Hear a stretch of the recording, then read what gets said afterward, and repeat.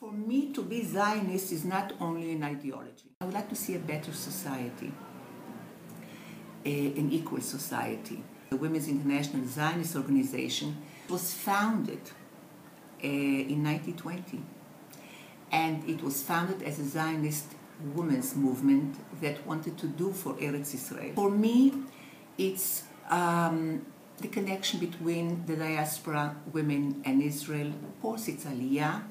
I always say to people, you choose where you want to live. But I'm so happy in Israel. Why don't you come also to Israel just to try this fantastic feeling that it is to live here among Jews. So Zionism is many things for me, as you can see.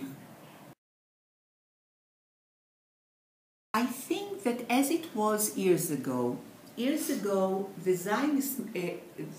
Zionist women took part in building the nation. Not enough was written about it.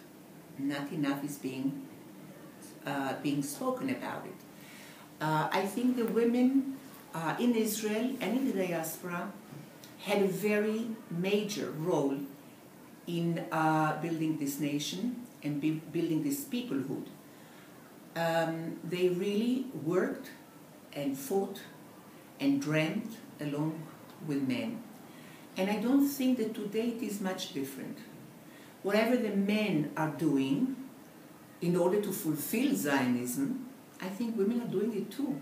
The only problem is that I think the society still today is not really equal and is not allowing women to take part fully in the Zionist enterprise. Because we just had the elections in Israel, and everyone is very proud that we have 26 members of parliament women, but out of 120, it's still a long way for us to consider or to be able to say that we are full partners in leading this Zionist enterprise, which is Israel. So I think that the role of the Zionist woman today is to take part in all the challenges that are facing Israel today, to really take part in it. If it is socially, which normally the women are in social work or in education, not as the Minister of Social Affairs or the Minister of Education, but I'm talking about in the field, but to really take part in all the challenges that our society has today or is facing today, and all the challenges that the country is facing, be it policy, international policy, be it negotiations, be it peace negotiations. I think women should be in all those places because I think that they have a lot more to contribute to this fantastic enterprise that is Israel. I have role models that fought for the country.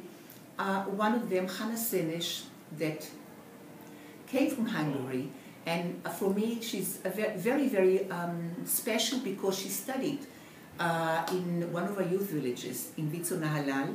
She came to Israel on a WIZO certificate. At that time we had thousands of certificates to bring people to Israel, and she was on one of our certificates. And unfortunately, what happened to her? But her strength, her belief, her love for the country, on one hand to be a parachuter, you know, it's something, but she also had this special way of being able to write poems. She was sensitive on one hand, spiritual on one hand, and also very practical. Unfortunately, what she thought would be practical didn't mature. Of course, many other women who really fought to achieve goals, for me, are role models. So yes, women who fought for other women are role models for me. My predecessors, because I think for years, our president, Rebecca Ziv, who could just be at home in London, she came from a very wealthy family, she could have been just at home and not do what she did.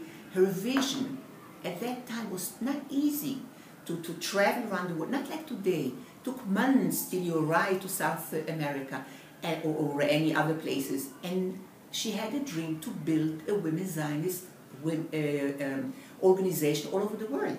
This was quite an ambition. And I think when you have an ambition, when you have a vision, when you believe in something, I think you can do it. And women like this, for me, are role models. It certainly changed because many of our women's organizations and other women who were very active did it in a voluntary basis. And today, most of the women are working, which I'm very pleased. Many of the women today are very educated, which I'm very, very, very happy. So the time that they have to be active in social issues or they don't have that much time. I think that the burden on the women today, of the Zionist women today, is much more difficult than before. Because she lives in the world where you expect a woman to be a superwoman, and I don't think that this is right. I don't think a woman should be a superwoman. I think it's too much on her shoulders. I believe in equality, so I think that we are on the way, but we're still on the way. We didn't reach it yet. I think that today the Zionist woman would want and wants to take part and to be active in leading roles, not just supportive roles. And I think she has the capability, she has the ability, but as a society, we haven't reached it yet. So I think that the role of the Zionist woman today in Israel and in diaspora hasn't been fulfilled yet. I think she can give a lot, she can do a lot. She's very influential when it comes to a decision, let's say, to make Aliyah. I don't think that the husband can make such a decision without the agreement of the woman. On the other hand, if the woman is pushing it and she's educating the children that Zionism is important, that Israel is the ultimate goal to make Aliyah, she is very influential. So her role is very important. If I'm talking about Aliyah, which is the fulfillment, if I'm talking about trying to have a better society in Israel, if I'm talking about fighting for causes, I think women know how to fight. I think we have common sense. I think women are very, very smart. I think we're also emotional, and I think it is important. I don't take to be emotional as a negative thing. I think that you wait, you have both balancing. I think that women can contribute so much. I can take, for example, the first battle or fight or struggle that women had in Israel to be a pilot, okay, in the Air Force. And I remember how the army was against it, because they said, well, it costs so much to invest in a pilot, money-wise, and then she will marry, she will be pregnant, she will have children, and she will not be able to give back what was invested in her. Well, the world has changed, and there are so many more women today. And when I saw, I think it was a year or two ago, in a university meeting, when somebody very high from the army came to speak to women and urged them to enlist to the Air Force, I said, wow, we really went a long way. So I think that, yes, we are women, and yes, we can. As we are a women's movement, I have to say that we have from time to time people who say, why don't we, that actually we are fighting for equality, but we are not allowing men to be part of the movement. And it's interesting. First of all, it's interesting that men want to be part of this movement. And I always say that until the society will be equal, men cannot be part of the decision-making in a women's organization, because our goal is to fight for equality, one of the goals. Of course, we do social work and education. We have many goals, you know, in not only to advance women, but as long as this goal hasn't been fulfilled, the decision-making has to be still in the hands of women, because men were the ones who decided what the role of women will be, or during the whole history, men decided what our position will be, not women. So I want to give credit to the World Zionist Organization. As I said to you before, I was elected the first woman to be the chair of the WZO Poel, which was a major change. It was the first time, and I think that this is credit to the Zionist movement, that they were very open about it, and it didn't happen 20 years ago, not 50 years ago, and of course not 100 years ago, but it happened 2 years ago. Resolutions.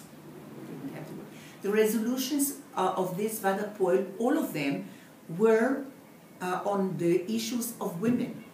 And the decisions that were taken were very, very, very strong, I would say. You know, that I don't know many organizations have that. For instance, you're interviewing me now, but this came out from this WZO Poel, that the decision was taken that on the 8th of March, all the Zionist federations around the world will commemorate this day, discussing about the Zionist women, women in the Bible, anything connecting with women, and this was part of the decision.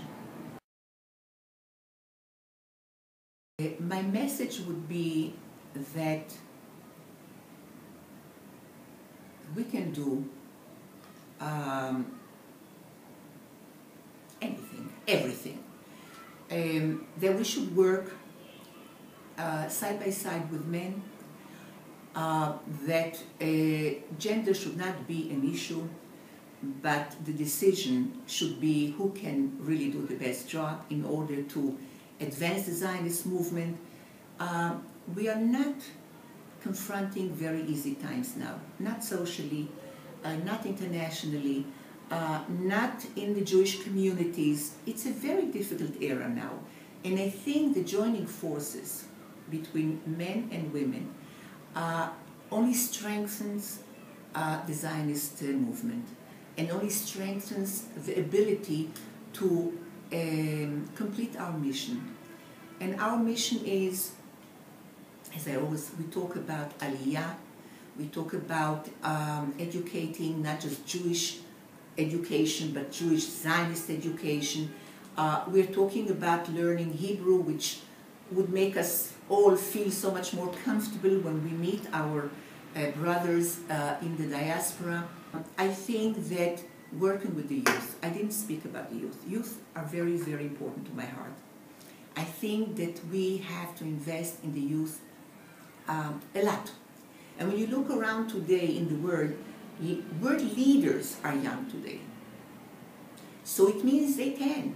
And if they can run a country, they certainly can be member of the executive of the Zionist movement or any other position within the Zionist movement.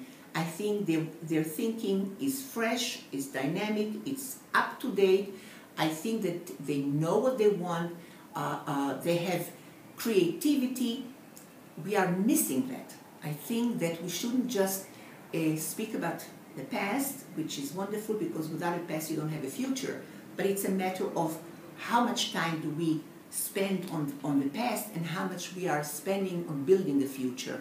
And building the future, I spoke a lot about the women, but for me, the young people are that much, are also very, very important. So if we would do all this, I think we have a lot to do for the next few years.